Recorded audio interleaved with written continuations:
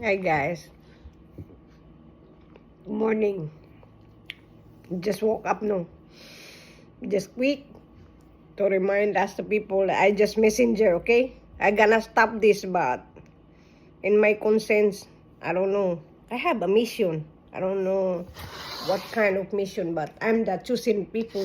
Among of the chosen people, I got messenger.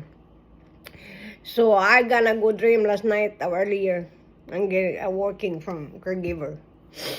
Wala na ko, I stopped the Facebook because I have 2 years for vlogging. I know I can't make money. So I stopped. So I just send the messenger because I'm only the messenger. I'm gonna stop this, but I think that this is illusion or something like that. But I know what's coming, I know what's going, but I just messenger has become. The number one, CIA,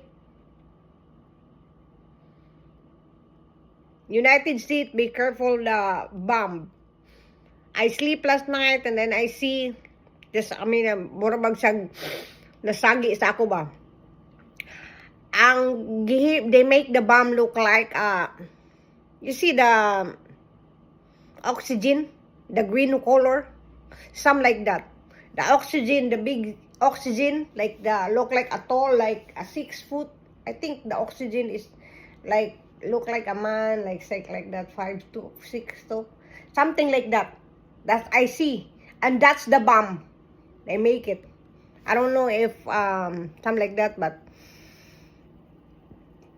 I don't know if it take this out or I make this video because this is trigger for afraid for people. But I tell you guys, don't be afraid.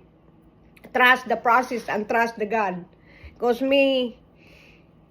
I'm afraid when I see my dream. I see what I see, but I see that the future, but I don't see nothing because it's trigger me. But right now, I don't know, like, siya ka lang, nag-worried ko ba kay sa akong mga anak, sa akong kuan, I want to go vacation, I'm suffering, like, all my life, but I'm suffering, and then, 14 years over here, almost 10 years, I'm 9 years, I'm almost 10 years, I am tired, I'm tired to work, homework, and I have no friend, like, I'm just tired.